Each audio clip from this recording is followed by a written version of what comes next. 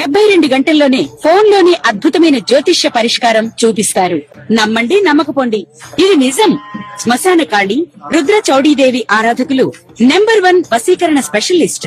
గురూజీ, మనిషి పుట్టుక నుండి చనిపోయే వరకు వచ్చే అన్ని క్లిష్టమైన సమస్యలకు పరిష్కారం ఇక్కడ లభిస్తుంది. విద్య, ఉద్యోగం, వ్యవహారం, స్త్రీ ప్రేమ, పెళ్లి, సంతానం, స్త్రీ పురుష వశీకరణం, భూవశం, భార్యాభర్తల కలహాలు, కోర్టు సమస్యలు, విడాకుల సమస్యలు, చేతబడి, అప్పుల బాధ, ఇంకా మీకు ఎలాంటి సమస్యలు ఉన్నా 72 గంటల్లోనే. శ్రీ మహాగణాధిపతయే నమః. శ్రీ మహాసరస్వత్యై నమః. శ్రీ గురుభ్యో నమః.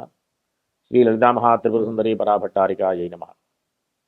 మనం 2026 జూన్ నెలలో ఉన్నటువంటి ద్వాదశ రాశుల యొక్క ఫలితాంశాలలో భాగంగా సింహరాశి వారికి ఉన్నటువంటి గ్రహస్థితి రీత్యా ఉన్న రాశి ఫలాలు చెప్పుకుందాం. ముందుగా ఈ రాశి అధిపతి ఈ మాసమంతా కూడా చక్కటి శుభస్థానంలో సంచారం ఉంది కాబట్టి చేసేటటువంటి పనులలో మంచి కీర్తి ప్రతిష్టలు పొందేటటువంటి అవకాశం, పనులన్నీ కూడా దిగ్విజయంగా ఉండేటటువంటి పరిస్థితి, అన్ని రకాలైనటువంటి ఆనుకూల్యతలు ఉండేటటువంటి పరిస్థితి ఈ రాశి వారికి ఈ మాసం అంతా కూడా ఉంది.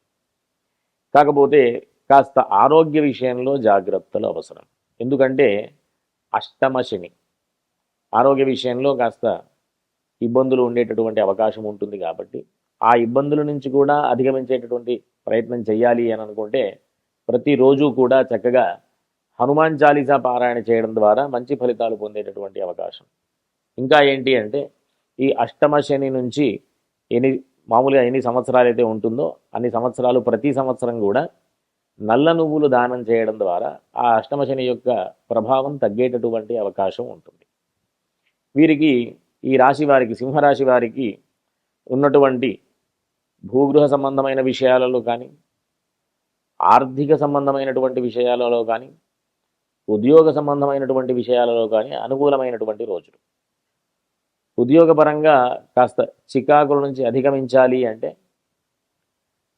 ఈ సుబ్రహ్మణ్య స్వామికి కాస్త ఆరాధన చేయడం కానీ, సుబ్రహ్మణ్య స్వామి సంబంధించినటువంటి స్తోత్రపారాయణ చేయడం కానీ, అంతేకాకుండా ఈ సుబ్రహ్మణ్య స్వామి సంబంధమైనటువంటి దర్శనాదులు చేయడం ద్వారా కానీ కాస్త అనుకూలమైనటువంటి పరిస్థితుల గురించి ఉద్యోగపరమైనటువంటి విషయాలలో ఇబ్బందులు అధిగమించేటటువంటి పరిస్థితిగా ప్రయత్నంగా ఆ మార్గంలో వెళ్ళాలి.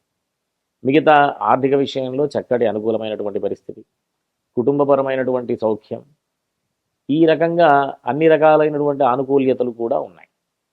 అంటే మిశ్రమమైనటువంటి ఫలితాలు చూసేటటువంటి అవకాశం కూడా ఈ మాసంలో సింహరాశి వారికి ఉంది.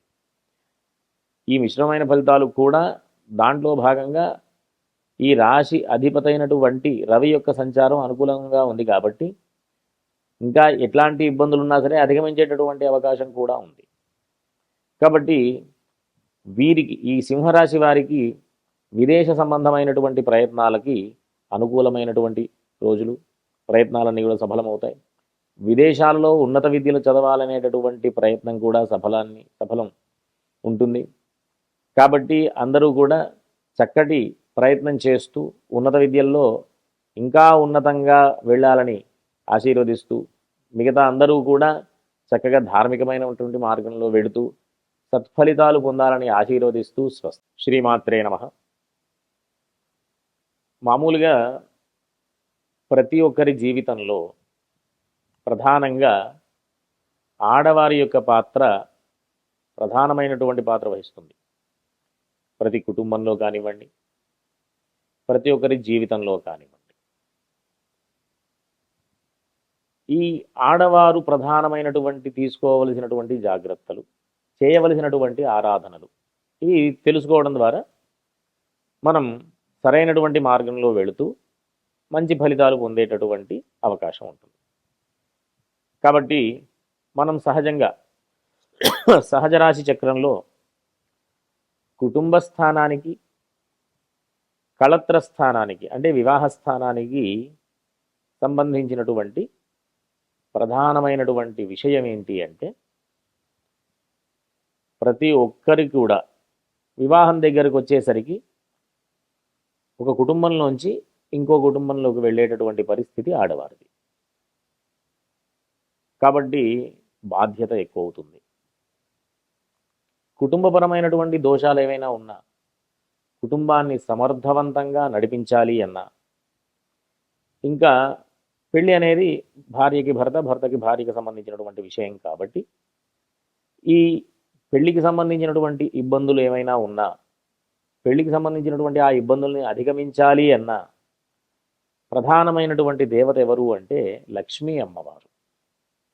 ఈ కుటుంబ స్థానానికి అంటే వృషభ రాశికి, కళత్ర స్థానానికి తులారాశికి అధిపతి శుక్రుడు కాబట్టి శుక్రుడికి అధిష్టాన దేవత లక్ష్మీ అమ్మవారు కాబట్టి లక్ష్మీ అమ్మవారి యొక్క అనుగ్రహం వధువుకి ఖచ్చితంగా ఉండాలి.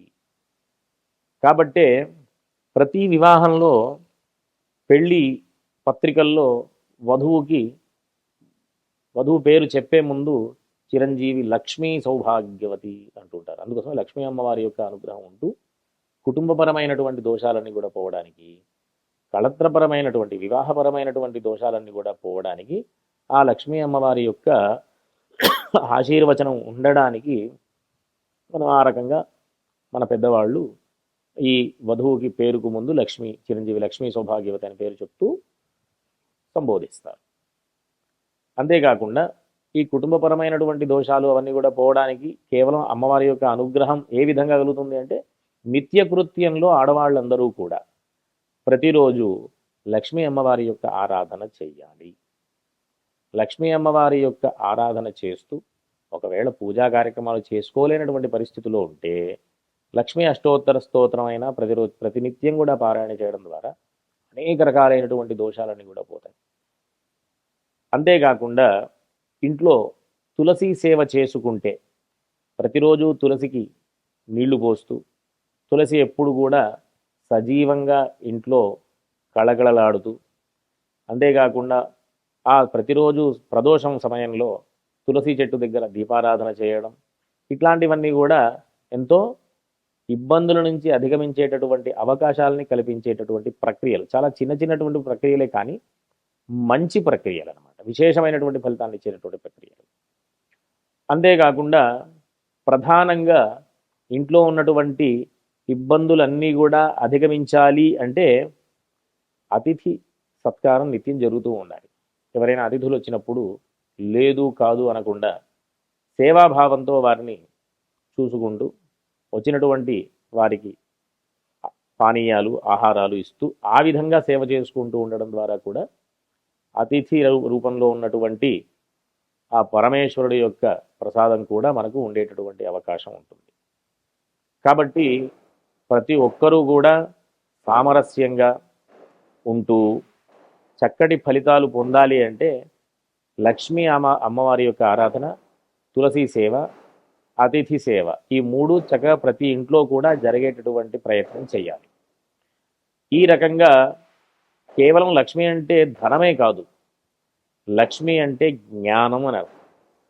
కాబట్టి ఆ లక్ష్మీ అమ్మవారి యొక్క ఆశీర్వచనం వల్ల ప్రతి ఒక్కరూ కూడా విశేషమైనటువంటి ఫలితాలు పొందుతూ అన్ని రకాలైనటువంటి ఇబ్బందుల నుంచి అధిగమిస్తూ ఈ కుటుంబ స్థానం, కళత్ర స్థానం అని చెప్పాను కదా, అవి రెండు మారక స్థానాలు కూడా.